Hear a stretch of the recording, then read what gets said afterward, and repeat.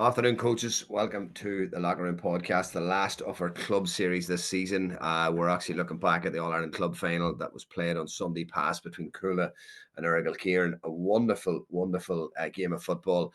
Probably, Mark, the best way to describe it was a game of two halves. I think Cuala raced out of the blocks, and there was no wind on the day as such as well, but Cuala raced out of the blocks. Some really, really serious, powerful play from them in that first opening quarter where they raced into I think it was a 9-10 point lead. And I think most people at that stage were thinking it was game over, but an unbelievable second half from Errigal. A performance from the ages from Peter Harte as well that single-handedly dragged them back into the game, having lost, their talisman, Dara Canavan, to severe concussion. But Mark, all in all, it probably was a nice way to conclude what was a really enjoyable All-Ireland Club Championship. Yeah, look, I know we can't praise All-Ireland Club and Ulster Club and Leinster Club. The club series has just been it's brilliant, and it is at the minute by far our best competition. Going back to the game on Sunday, like, to be fair, like it was a wee bit similar in the St Mary's RD and Cuala game where you thought at half time game over. But I think we did talk about it last week. Cuala, the one team you always have a chance again, because I do believe they give you a chance. They never ever finish you off. And like, they were 14 points up at one time and Yeah. probably could have been 17. They missed a couple of chances, but like, for the first half, the pace, everything you would, if you're a coach, pace, power, angle runs, men coming off the shoulder, the cuts, everything, timing the run, pass and going right at the time, everything. And they were cutting the Errigal to absolute shreds. Now, the big thing is, because they're not worried about it now, like, but all year they have this leniency, where they switch off or they stop. And to be fair to Errigal, like, they came out and gave a big second half. Peter Hart, like, you actually felt sorry for them. It was probably the best individual performance I've ever seen at Croke Park from a player in 35 minutes or 30 minutes. Mm. He just was absolutely exceptional. Now, and Errigal probably will have regrets. Yes, they'll have regrets about the first half, but even when they got it back to 3 points, Tommy Kavanagh, who didn't miss much at the free, they put it back to 2, and it would have put serious pressure. But you could see Cuala were rattled, because there's one, even when it went back to 4 points, there's a ball kicked in, goalkeeper won it, and you're looking at the goalkeeper maybe just worked the ball, and instead of that, he just soused it right out the field. Errigal won it right up the field, point, and you could see the whole momentum, everything changed, and then it was 30 seconds later they won that free. But look, Cuala probably Cuala will be delighted. Errigal will probably have regrets in their first half performance, and I know I hear the end of talking about emotions in this here, but I just think Cuala the first half were outstanding. You have everybody saying how bad Errigal were, but like, Cuala were absolutely outstanding, and it's not that Errigal would have been something out of the blue, because if you go back to the St Mary's RD game, they were outstanding that first half too. They do maybe play in fits and starts, but when they do play in the 15 players, they're really a joy to watch. Yeah, and look, I suppose, Mark, Errigal in the first half, they give away a lot of cheap possession as well, and maybe that was a sign of maybe the extra time the previous week, a wee bit of mental fatigue maybe early in the game. And sometimes teams start early. I know remember listening to a couple of Premiership managers, they're giving interviews where they start the game very slowly. Say they're playing on a Wednesday night and a Saturday morning, and say it takes a while to get going, and then once they get going, obviously, they tend to play better later in the game. And maybe there was an element of mental fatigue as much as physical fatigue, Mark, from Errigal, haven't had gone extra time the previous week. What would you think the extra time obviously had an impact on them the previous week? Yeah, and probably, look, there's no doubt, and you know this. Anybody knows, if you're up on a serious high, them boys are up on a big high, like last Saturday evening after coming through a massive game against Crokes, and like getting into that change room, and look, everybody in the pitch. It was when you're in a high, and then you have to get yourself back down. That way, it's very hard to get yourself back down, and then trying to get yourself back up in a short space of time. Even though people say, "Oh, Jesus, it's an Ireland Club final," but it's the mental bit. It's just the fit, like, it's mentally just been sharp, and you probably could make an excuse that way, or like people say, well, Cuala played 2 hours later, but they didn't have to play 80 odd minutes, 85 minutes the way Errigal did. But it is something, and it probably, look, it's just the weather. That's nobody's fault. GAA can't be blamed on that. Errigal it is a tight calendar. It went the way it was, but I don't think Errigal will use that as an excuse. And I know I don't want to say out, but I did fancy Cuala very, very strongly all year, just after they got to Dublin, just because I think they've so much pace and power, and they are a team who is built for Croke Park, even though in the second half you wouldn't have said that. But every time Errigal did get within touching distance, they did respond. Like, Mike Fitz came up with a couple of big interceptions, like Paderborn in the middle of the field, one ball. They always seem to, when Well, they just on need that, it, Mark, just on win that, that Mark, ball. Peter O'Callaghan, like he had a monster of a game in the middle of the field, and that was a big problem for Errigal, particularly early in the game. Like, you know yourself, if you can't win your own kickouts and you can't win the opposition's, you're giving yourself a serious uphill battle. If you can't win that primary possession, Mark, and I know that I remember listening to a quote where a man once said, he says that the battle is in the air and the war's on the ground, make it a war. But it's hard to make it a war when you have a team so superior physically in you. And I suppose Cuala, in that first 15, 20 minutes, the platform was really set, Mark, when they were winning their own kickouts, but they're also really, really putting the press on Errigals as well. Yeah, and it is, look, and like it's all right saying, oh, try and make, and to be fair to Cuala, they done their homework. They were going to make sure the ball went out long, because they had a massive advantage there, and it was physically, Errigal weren't getting their hands on the ball as much as they needed, and even when they were getting their hands on the ball in the first 10 or 15 minutes, there was a couple of cheap turnovers, and even if I go back to the first goal, I've watched it a couple of times. Was Petey Hart's arm pulled maybe a wee bit as he went to give a pass? Because, and to be fair, because 10 minutes later there was a couple of frees give for it that weren't. I mean, I thought maybe weren't as blamed, but look, that's margin gains. But yes, physically you could see Cuala had a massive advantage. I thought physically and plus athletically wise around that middle, they had a massive advantage over Errigal. And look, as Errigal, to be fair, but then to be fair, to flip it, second half, Errigal came out and they were a team completely transformed, and that was actually without Darragh Canavan. And like, so like, to make a fist of it, and there was no doubt at half time Enda McGinley would have took the score, because it's probably at half time he was sitting fearing we could get a real drubbing here. But when they got it back to that 3 points and Tommy Kavanagh had the free, maybe they put two in it, you really felt. And the big thing for Errigal, and I thought they didn't have this all year in the games, their subs, their bench made a massive impact. Every man they brought on made a massive impact, and that's fair play to Errigal. But look, at the end of the day, Cuala held out, and they are All-Ireland champions. It's amazing there too, Mark, as well. When the game is so far away from you, that teams just take the shackles off and just go for it, and it sort of makes you wonder then, why did they not do that from the start? But it's just not as simple as that. Like, you start to take more risks, and sometimes those risks can pay off. Like, there was opportunities for Cuala to punish Errigal at that time, and Errigal were really pressing the second half, and Cuala got a bit edgy then and a bit nervy. And I think Peter Hart's goal out of nowhere, obviously, brought a real lease of life to Errigal at the time. Like, and obviously it's one of a goal. But come back, you talked about losing Darragh Canavan. Come back to that incident in the 22nd minute or the 20th minute, I think, of the game. I've seen the real. Now everything looks worse in slow motion, and you can.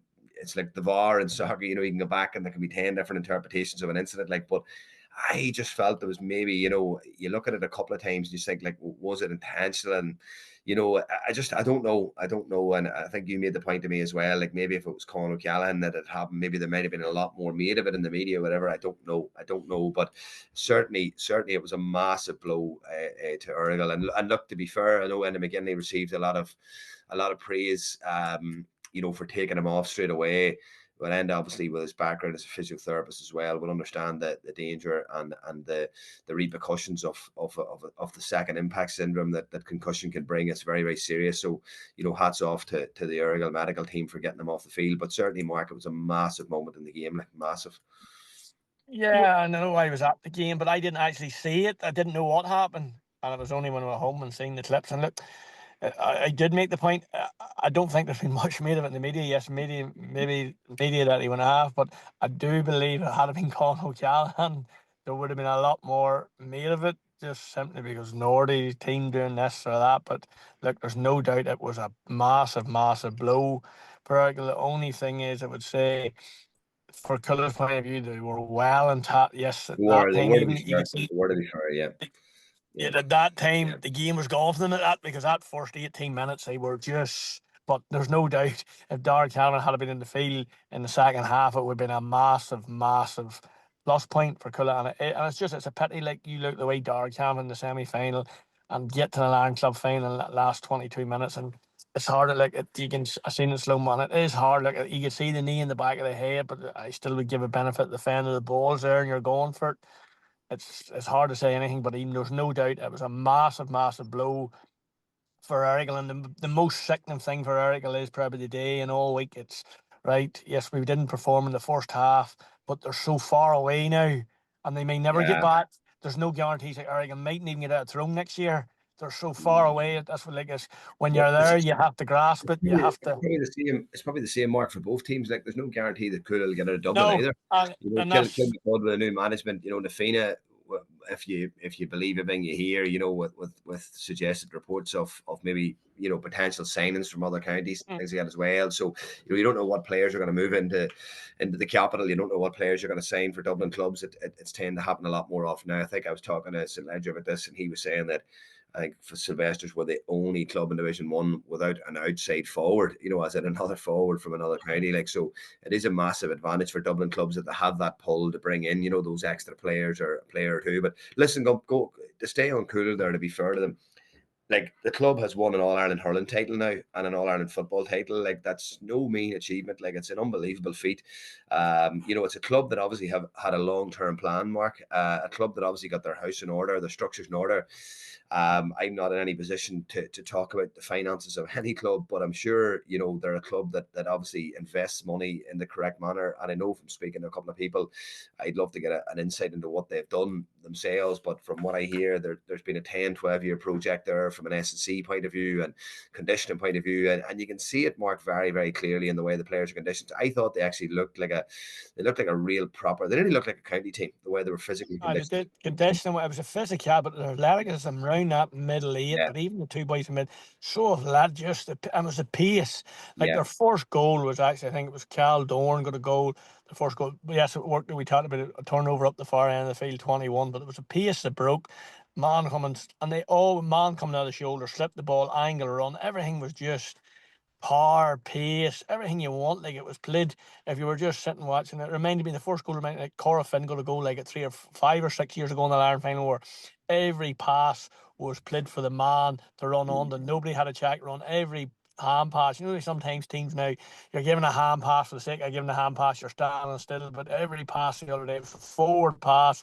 The man was breaking on that pace, never had a check run. Everything. Their first 20-25 minutes was exceptional, and that, like, there's no doubt conditioning. Their conditioning level was off the charts, and look, as you say, look, I don't know the whole ins and outs of it, but they've definitely something they bought in those last 5 or 6 years. And it did, if I'm right and wrong, they've been close. Like, the Ballyboden beat them a couple of years ago after replaying and all. They have been getting closer every year. It was just, and to be fair, his last 3 years they have been knocking on the door. And then, look, they get over the line, Kilmacud, and I think if you think back to the Kilmacud game this year, they led Kilmacud by 7 or 8 points. I remember watching the TNG. Then Kilmacud calling as you got to the lane. Kilmacud went a point in front, and you'd have thought they're going to kick on here in the last couple of minutes. And to be fair to Cuala, they got it to extra time and won the game. So look, there's a serious resilience there, serious look. I think Mike Fitz done an interview just during the week, and it was just like they've really it's something that's nearly they're driven. There's a panel of 33, 34 of them, and they're so driven. It was number one win the Dublin Championship, and there was no settling. Celebrate the Dublin Championship that night, and the next day, then it was driven towards Leinster, simply because he had said they'd watch their hurlers go and win an All-Ireland, and he had always felt, we have the stuff here. And to be fair, look, you'd have a grasping. They went and grasped it, because, as you said, there's no guarantees they're going to get out of Dublin next year, and there's certainly no guarantees Errigal's going to get out of Tyrone. And I would say that's the biggest regret for Errigal, whereas now Cuala can sit and go, well, look, we done it, we went and won it, we believe we could do it, but we went and done it.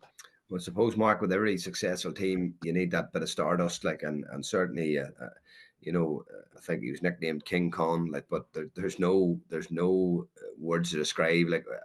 Teacher here in school said to me the other day, he's better than Clifford. And that's a Messi Ronaldo debate, I suppose, in soccer, like, who's better, like, and both of them are exceptional talents. But certainly for me, if you were to pick one, if it was Clifford or Con, it would be Con for me every day of the week. I just think he gives you so much more. I think the pace, the power, the strength, he can come out and play around the middle, Mark. He's equally as good driving from deep. He's brilliant with his back to goal. It's that sort of plant and drive, as I would call it, where he receives the ball and he's in front of the defender, and his explosive power is he's nearly on the turn where the defender's still heading the same way that he was going, he was wonderful. I thought he was absolutely magnificent on Sunday, like, brilliantly. But it's probably his work ethic on Sunday impressed me most. Yes, he was brilliant in ball and hand, but again, we talk about that, the S&C, the conditioning, the Dublin thing, the way the power he has, the jump, turn, even to be fair, the brother Niall came up when Errigal were on top. getting on top. He came up and kicked a couple of big scores. And there's no doubt you'll see more of him probably in the Dublin shirt this year. He probably will get a run simply because of the way he played. But going back to the con, he just is something else. He's everything. You have a serious team when your best player is one of your best characters, but also work with one of your best hardest workers. If you can get sometimes you can win the team in your marquee, your best player. Sometimes it's just get me the ball and I'll do. But it's just like it's some boost for a Cuala team or a Cuala management. Also, Molly sitting going like I have Conor Ciaran here, but not only is he an unbelievable talent, but he's also our hardest working player, and and that's a big plus. And it's a serious weapon for the rest of the Cuala boys when they see how hard he works. I But just to seen come a back to thing. the Clifford, and that's a big statement. Clifford or Con, but they're two exceptional players. Yeah, well, Probably listen, Con's probably work it's ethic is a lot better, but I still think finishing and who I would like to be finishing an end of a move. like it'd be interesting. It'd be interesting to see the debate, and who if you'd one position left in your team, who would fill it if it was between the two of them. But no, listen, I seen I think it was a post. I don't know. I think it may have been Conan Doherty or something. I seen a thing where he said that Con should give up the football this year, take up the hurling, and try and win a hurling All Ireland with Dublin, and then he's got the full shebang. Then, but listen, it is some achievement. The fact that he's won the All Ireland hurling medal, All Ireland club medal, a senior football medal with Dublin, and All Star. Obviously, he's done it all, Mark. Like he's done it all, absolutely everything. Oh, look, it's amazing. And he's still, it's not that you're telling he's 35, 36, he's still 20, 28, 20. He's still a pile of years left. And there's no doubt we're just looking at him, even when he's it's like I would say that's box tick now. It's all his focus now is in Dublin in the next Yeah, couple of weeks, and he just moves on, and that's what makes him so good. But look, you're and for Culla, look, I think the now only St Vinbar's and names only or the two teams to go and win both. I think he joined maybe Terry McCarthy, maybe I think I could be yeah, wrong in that as yeah, winning the yeah, both. yeah. So look, it's a massive, and as you say, maybe he will get to 30, 31 and decide I'm going to play hurling here, but there's not a hope he's stepping away from Desi Far Footballers just yet, I don't think. No, no, definitely not. And I suppose from his point of view, Dorney, like how difficult is it for you talked about him now having that high of winning an All Ireland club title. I've seen this last year, and I don't think Dublin will do this. I think Dublin will give them the time, but Glen won the championship last year, won an All Ireland title, and the following week, 5 days later or 6 days later, they were in Killarney, playing against Kerry, and Mickey Hart had every one of them in the start. I think it actually started the game in Glass, and that started the game, and Yeah. it was maybe just too soon. Like you do that, a player that's just come off the high of that and the intensity of a club championship certainly mark the need 3 to 4 weeks of just a bit of downtime, like don't they? Easy, because look, even though physically you might feel, yeah, there's no doubt Mickey Hart just didn't ring Conor Glass and these boys and say, look, you're playing. I've no doubt it was talked about, and the boys maybe physically thought we're in a good place. But mentally is training physically. Aye, the body feels good. We'll get a couple of days celebrating, but there's no doubt mentally, and it's no coincidence. Look, come business end of the championship, there's Derry were flat, and Derry need Conor Glass on his pump. They need Ethan Doherty. They need McFall. There's no doubt in them big championship games, they were flat, and I've no doubt that backfired on Mickey. Now, if you flip it to the year before that, they were beaten All Ireland final, and Gallagher actually played them again Limerick. So, people forget that. They played Limerick in the first game in Owenbeg, and they wouldn't have needed them boys, but look, Rory just felt he needed them. But they got Yeah, away with that here because they just seemed to have serious momentum. Maybe the boys felt great, but there was no doubt Derry suffered badly, and even probably Glen suffered a bit too because the boys had no break in us. As I said, physically you might feel okay, but mentally, people sometimes don't realise mentally how tough. When you're finished, if you're involved in a team and you're finished after a season, say you've lost the championship semi-final or final, like I've always, when the season's over for 10 days, 2 weeks, you're drained mentally yeah, yourself yeah, because you know yourself yeah, 24/7. No matter, people say, oh, if you're managing a team or coaching, it's a couple of nights you're there. It's not, it's 24/7. yeah. You're It sitting is. thinking about Yeah, it. You're thinking about making what if for making a move here? Will I do this? Will I do this? And it's the same for players. And like sometimes they think, I physically, I've no doubt them boys thought we're going to play Kerry first game, new management. Physically, we feel okay, but there's no doubt further down the line, mentally, it took its toll. yeah, So there's no yeah. doubt Dublin, Desi, I would say Desi Farr will give them boys their 4 and 5 weeks, there'll be no doubt I would say, just from listening to Des, I don't know Desi Farr personally, but I know from listening to him, he seems pretty just down to earth. I've no doubt Desi will leave it to them boys. Look, take your 3 or 4 weeks. You let me know when you're ready. And I'll not Yeah, be, yeah. I'm telling you now, whereas I think Mickey Hurt, maybe because he's a new manager, I need these boys in. Yeah, and by the looks of it now, from listening to the reports coming in, I think Malachy Rook will probably have to sit for a few weeks without the Canavans anyway after the Yeah, two but boys. Malachy's probably in an ideal situation because he knows when he was with Lane, he knows, and there's no doubt Malachy O'Rourke, even if the two Canavans hadn't got hurt this week, there's not a hope Malachy O'Rourke would have played them the first 2 Yeah, games because he would have been at Lane. He would have seen the Lane boys last year after when he was on because he's seen both sides, and look, there's no doubt Malachy O'Rourke wouldn't have done that with their own boys even if they had been fit. But he's got two Canavans and ruled out now. like there was something special about the St Patrick's Day finals, wasn't there? You know, the All Ireland Club finals. And I suppose I'm not sure. Like, do you like the process of it being over? You know, so early in the year, Mark, or do you think Yeah, it'll be too long but into the season then? there's slip. Yeah, you love the St Patrick's Day because it was a weekend. It was just that day. You love St Patrick's Yeah, Day, but I still club season. I still would like to see club season starts in 2024. I still would and like to it see the ends. final played end in 2024. Yeah, If you know, and that's only me saying that. There's no easy way around that because the calendar is that congested. But that's just my thinking. The championship starts in 2024. I'd love the, we're probably the only. I'm probably wrong in saying this. I could be wrong, but we're probably the only organisation. We start our championship game and championship in 2024, but it doesn't finish to 2025. Now I could be wrong on that, but I would just like to see it all played in the one calendar year, and I I'd love do. to see Mark. I do feel the calendar, like, you know, I think it's made it a lot more complicated than people feel, and you know, we can't do this, we can't do that. Like, you take Rory Canavan, for example, who's in the Jordanstown team, right? Rory Canavan perceivably had, you know, one of the most important university games that he had to play, you know, in January. He had his All Ireland club final in January. He has the start of the National League with Tyrone in January. Like, there's something wrong when three competitions are overlapping like that. There is something wrong, and I, like, me personally, I think the Sigerson competition, you know, particularly with lads studying, etc., exams and their education, why not run the Sigerson September, October, November, get it done then? You know, very easily I just couldn't agree more. You couldn't get it agree. done. I Take the couldn't. pressure off Sigerson, those lads. You know, take the yeah, pressure off those lads. You but know, it also like take the Ryan pressure off O'Donoghue. Sigerson managers. Ryan O'Donoghue came off the bench last night for NUA Galway. You know, Kevin McStay, obviously this year with Mayo, might be under a bit of pressure. Ryan O'Donoghue came off the bench last night for 15 minutes. I'm sure his nerves are racked, thinking, you know, if I lose him for Saturday for the game against Dublin, I'm in big trouble. You know, and you're sort of thinking to yourself, players shouldn't have to be put in that position, Mark. And it's the same with the All Ireland club, as you say. The competition starts in the calendar year, finish it in the calendar year, you know, and you know, come up with something different in the calendar. And look, listen, it's an argument for another day, but I do feel the calendar is very unfair on players, particularly when you get those elite players who have so many crossovers at this time of the year, Mark, you know.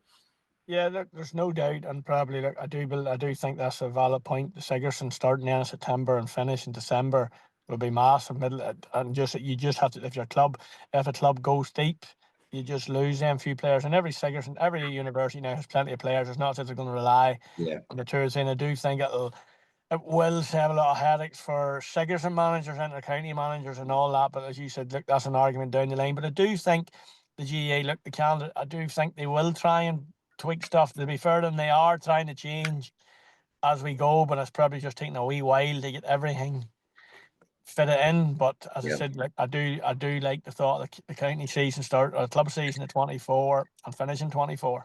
Well, listen, Mark. You know, it's been a brilliant year, a really enjoyable year. You know, reviewing the club action. Is there any outstanding moments of club action this year that stands out for you? Obviously, the scenes in Connacht when Strandhill won. Obviously, the Connacht title was massive for them.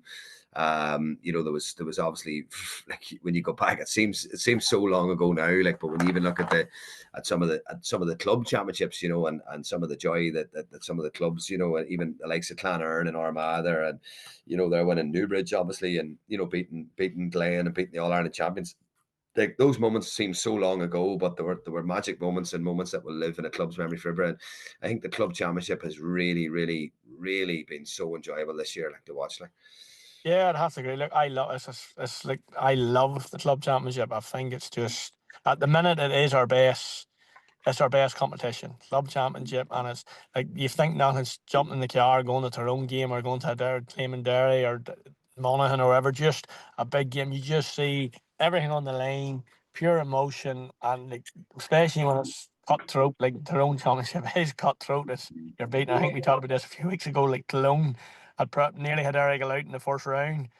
And it just shows you when it's that straight knockout. And I think I said this Derry, I think, are going the straight knockout next year, and that'll make their championship even more cutthroat. But there is, look, in my eyes, best competition by a major club championship. But also, I'm not being biased here. I just think there's nothing like the Ulster club. Like that day, Errigal playing Clonerne, Kilcoo playing Scottstown that day in athletic grounds. It's just like even Newbridge playing Clonerne. I do, but it's the best competition. I think the best competition. I know even been involved in Ballybay, them two games, like I played Cross and played Kilcoo. Like by and far, it's the best competition I've ever been involved in. It's the best competition I love going and watching.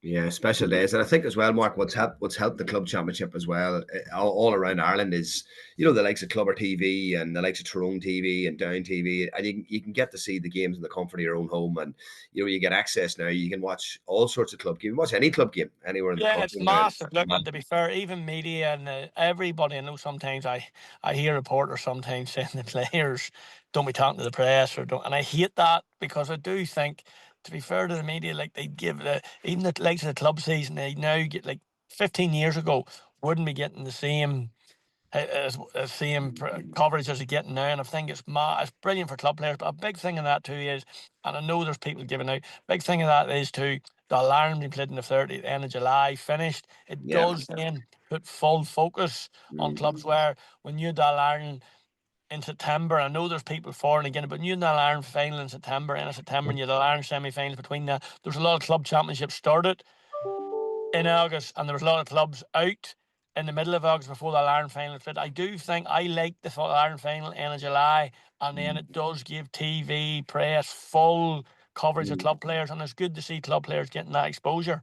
And I think as well, Mark, I think as well that I remember Turlock O'Brien saying to me too, just a point that you made there. I remember Turlock saying, Turlock actually I seen on Twitter last night himself and Simon Ray are actually over Port next year. A big job for him. He's crossing the divide from Cuala to Leicester there now.